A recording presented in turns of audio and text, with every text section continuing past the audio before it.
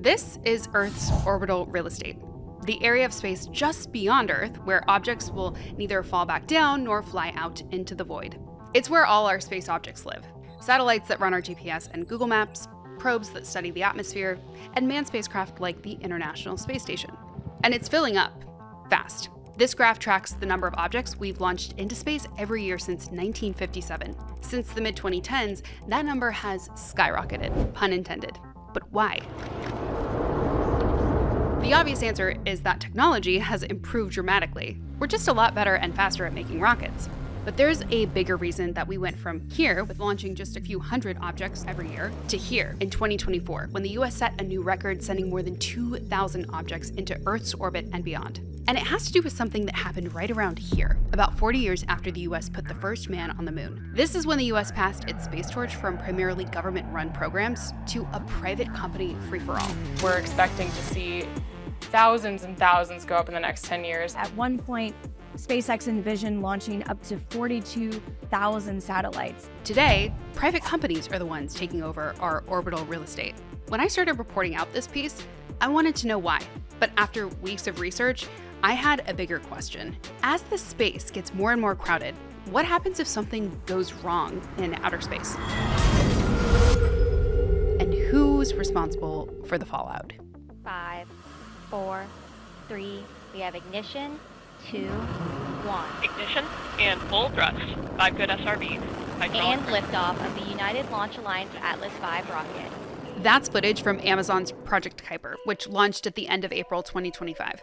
It's the company's first set of internet satellites and the first real competitor to SpaceX's Starlink satellites. And while some of us are still looking at Jeff Bezos and saying, isn't it a little late? I'm asking a different question, and it starts with this satellite. This is Telstar, the first privately financed satellite. It launched into space in 1962. NASA was founded only a few years earlier in 1958, and in those early years, everything it launched into space was funded by the government, until Telstar. It was launched by NASA, yes, but developed and paid for by AT&T. See, AT&T wanted to test the feasibility of transmitting telecom signals via space. And it worked, connecting the US and Europe in the world's first live transatlantic TV broadcast. A month after it launched, President Kennedy signed an act that encouraged more like it. And that's how we got the 1964 Olympics broadcast from Tokyo and the broadcast of the moon landing in 1969. So private satellites have been around for a long time, but it wasn't until the 1980s that the US got its first privately funded rocket, the Conestoga 1. Courtesy of America's first private space company, Space Services, Inc. It's the first step to putting satellites into orbit with privately owned rockets instead of relying on the Federal Space Agency. The entangling of commercial and public interests in space from Telstar through the 1980s is super complicated. Like, you wouldn't believe how many conversations I had with my editors trying to get them to understand. But I'm gonna try to make it as brief as possible and just focus on what's important for our story, starting with NASA's Space Shuttle program. This is the classic shuttle that any kid would draw if you said, draw a space shuttle. But actually, this entire thing is the space shuttle, consisting of the orbiter, the main engines, the external tank, and the solid rocket boosters. NASA designed it in the 1970s to haul up all sorts of materials with the intent to someday build a permanently manned space station. But the agency got a bit preoccupied with side quests in the 1970s, namely helping companies launch their own satellites, since NASA was one of the only entities with the ability to launch anything. But President Reagan saw huge potential in endorsing the commercial space industry. I'm talking about opening space up to business, to private enterprise, opening space up to commerce and experimentation and development. Why? To improve the quality of life on Earth. So, as I mentioned, the first private space company to actually launch its own rocket was Space Services, Inc. with the Conestoga 1. That was in 1982. Reagan's actions were meant to encourage more Conestogas from other companies so that NASA could finally build that space station. Still, there wasn't an immediate uptick in private companies trying to figure out their own launch services because NASA's space shuttle program was just that good. But then, disaster struck. We have a report from the flight dynamics officer that the vehicle has exploded. On January 28, 1986, NASA's space shuttle called Challenger, carrying astronauts and a communication satellite, exploded just 73 seconds into its flight. In the aftermath, President Reagan announced a policy shift that handed some of NASA's satellite launch responsibilities over to private firms. That decision set the commercial space industry into motion in the 1990s, which allowed NASA to focus on assembling the International Space Station per Reagan's orders. But another tragedy was just around the corner, this time upon re-entry. The crew of the shuttle Columbia did not return safely to Earth. An investigation into the Columbia incident concluded that the space shuttles were aging and too risky to remain in operation, not to mention expensive. So in 2004, President Bush announced a plan to retire the shuttle fleet after the ISS was finished, which created a problem for NASA. See, the agency needed to start phasing out its space shuttles, but how is it going to do that and still maintain access to the ISS after its completion? The answer was COTS, the Commercial Orbital Transportation Services Program. The idea was to hand the responsibility of resupplying the ISS over to private companies like SpaceX, which was selected to join the program back in 2006 and awarded $278 million by NASA. One of the outcomes of that partnership was this, the reusable Falcon 9 rocket, which has since completed over 470 missions. So while we're busy measuring wealth in real estate portfolios and mega yachts here on Earth, Elon Musk is busy building influence by gaining control over assets that we can't even see. Our team examined 5 strategies billionaires use to buy influence, from owning real estate in the billionaire bunker to building new cities from scratch. But we also answer the important questions, like how can you or I copy these plays and gain influence ethically and without extreme wealth? Make sure to download our breakdown from the description, or you can scan this QR code on the screen. So as NASA stepped back from launching commercial satellites over a few decades, America's commercial space industry went from launching its first privately funded satellite to delivering supplies to the ISS by the time the station's assembly was completed in 2011. The next logical business move for these private companies was to start building up their own presence in orbit. Just to be extra clear, when we talk about orbit, we're really talking about 3 main types, which are classified by altitude. Low Earth orbit, or LEO, is where the majority of man-made objects live, especially satellites. Before launching them, companies are required to register and coordinate their radio frequencies and orbital spaces with the International Telecommunication Union, or ITU. I must have forgotten this from studying Earth science in like the 5th grade, but satellites aren't all moving in the same direction. Instead, they crisscross each other at speeds approaching 18,000 miles per hour. Therefore, effective coordination and strategic placement are crucial. And the growing competition for safe, usable space, both physically and spectrally, is what we call orbital real estate. The United States currently occupies the most orbital real estate, and that's largely thanks to Elon Musk. Starlink operates more than 7,000 active satellites, most of which are in LEO. So a good chunk of these orange dots are his. And now, thanks to Project Kuiper, 27 of them belong to Jeff Bezos. But look at all these other dots that account for inactive satellites and space debris. Every time we launch something into space, we create debris.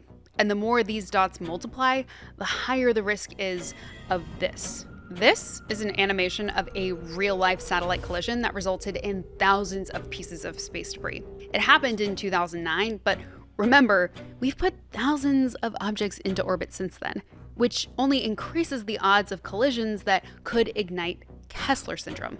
That's when a satellite or other space object collides with something else, and then the debris from that collision collides with something else, and so on and so forth until you have a total annihilation of 100% of all satellites in orbit, just dropping out like flies. Which probably goes without saying, but would be really bad news for us here on Earth. Not only because these satellites are critical to our communications, navigation, and weather forecasting, but because a high volume of space debris caused by multiple collisions could make certain parts of Earth's orbit unusable for generations. And the other thing is, we have to get through that debris field to get to the moon and Mars, right? So we're going to put our astronauts at risk too. This is Dr. John Cressidi, a professor and space debris expert. If we get to that point, we're in serious trouble. We rely on satellites for everything, and if we don't have them anymore, we are going to go backwards in time.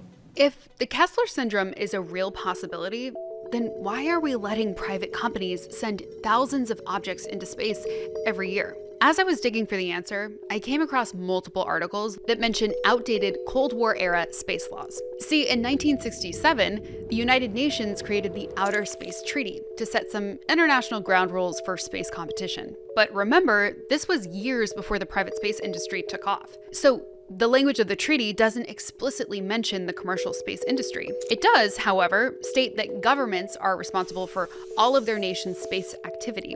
But here's where things get a little more gray. There's a separate agreement developed under the Outer Space Treaty framework called the Liability Convention, and that was drawn up a few years later in 1972. While the treaty focuses on international responsibilities in space, the convention focuses on how damage claims are handled. This is Kim Ellis-Hayes, an international attorney and scientist. Countries have to bring the action against each other, and then they have to determine whose fault it was. But there's no test for how to determine that. That in itself is the can of worms. There's also liability insurance that covers collisions in space, the same way that car insurance covers accidents here on Earth. So then, if there's no standard for determining fault, and on top of that there's such a thing as space collision insurance, then there really isn't a whole lot of risk for sending more stuff up there. What's the harm? Oh wait, Kessler. So with the possibility of that looming over our heads, literally, where do we draw the line? So this is a really good question, actually. It's like I see the commercial value, but I also see that there's a sustainability problem coming in the future.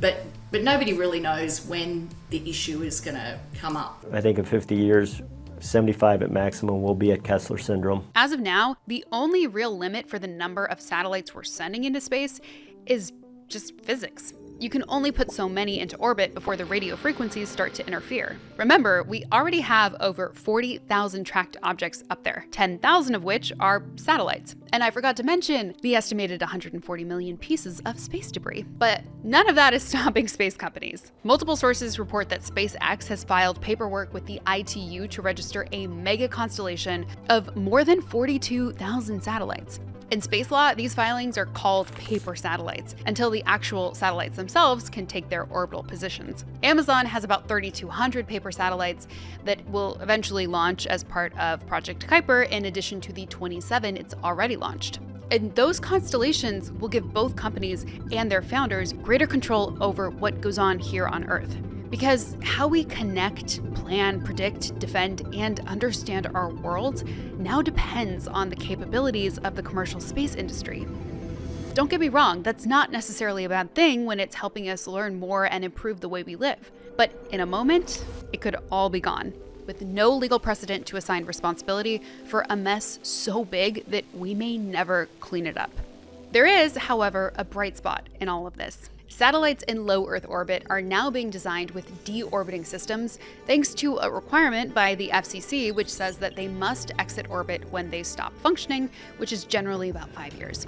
The ones in higher orbit that can't do that get kicked out 22,000 miles beyond Earth, aka graveyard orbit. But for the idle objects still hanging in the balance, a Swiss startup called ClearSpace may have a plan. It involves securing objects and then releasing them to burn up in the atmosphere over a remote part of the ocean called Point Nemo, the spot on the Earth farthest from land. The European Space Agency has contracted ClearSpace to launch a first-of-its-kind mission to remove one of its inactive spacecraft in 2028. By that time, the space removal debris market is projected to have grown annually by more than 40%, according to a report from Research and Markets. But how feasible is this really? We're at least 20 years away before we get to something that's feasible, in my opinion. We need to buy that time, slow down the growth, buy that time so some of these ideas that aren't feasible right now can become reality in 20, 30 years and actually start to remove debris. Space has long been called the final frontier. But in today's commercial space race, it's also being called the Wild West. And because private space companies are moving way faster than legal frameworks can be drawn up, the expansion of international space law is virtually at a standstill. And with nearly 85% of NASA's annual budget going to contracts with private institutions and companies, it doesn't seem like anything can slow it down. Except maybe this. If you think the concept of paper satellites is wild, then check out my video that explores the concept of paper water and explains how billionaires are controlling our most precious resource. And speaking of billionaires, our guide to ethically growing your influence by investing in invisible assets is in the description box, but you can also scan the QR code on the screen. Thanks for watching, subscribe to The Hustle, and I'll see you in the next one.